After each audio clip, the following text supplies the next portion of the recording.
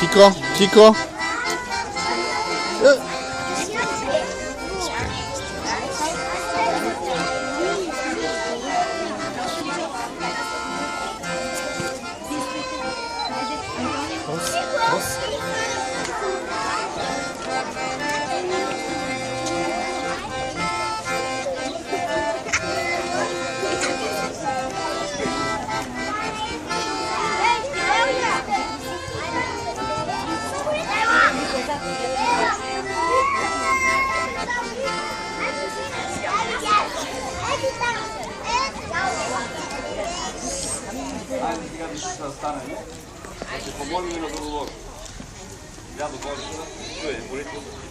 Благословен Бог нас и да ни пресни у веки веков.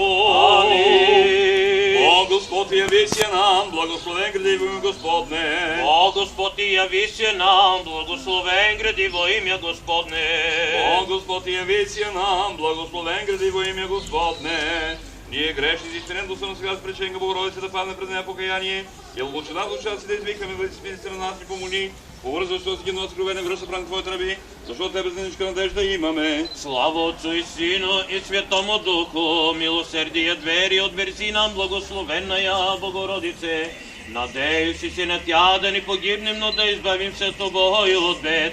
Ти боеси спасение рода християнского. Господу помолим сия. Господи помилуй. Яко святе си Боже наш, и Тебе славу посилаем Отцу и Сину и Святому Духу, и ни присно и во веки веков. Слава Тебе, Боже наш, слава Тебе, водами дождиви, Христисточек исцелени. Во всечестни храми деви днес Твоего благословения окропляйме, отгоняйче ни дуги, немошествующих врачу души телес наши. Пресвятая Богородице, спаси нас, Пресвятая Богородице Дево, рук наши дела изправи, прощение души наши, и спаси да пети нам ангелское пение. Святи Боже, святи крепки, святи безсмертни, помилуй, помилуй нас.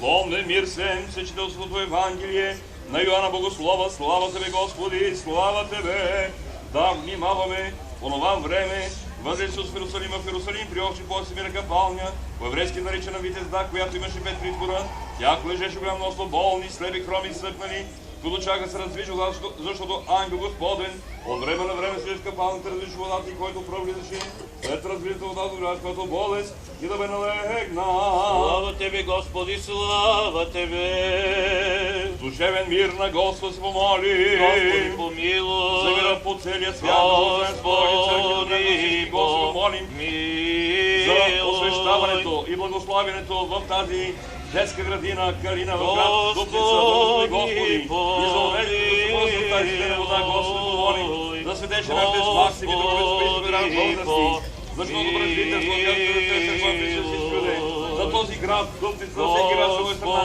и онези, които вяра живеят тя, Господи, помолим, за онези, които плават, бъдуват, страдат, които са в плен, и за спасението им, Господи, помолим, за да се освети тази вода чрез силата на действието.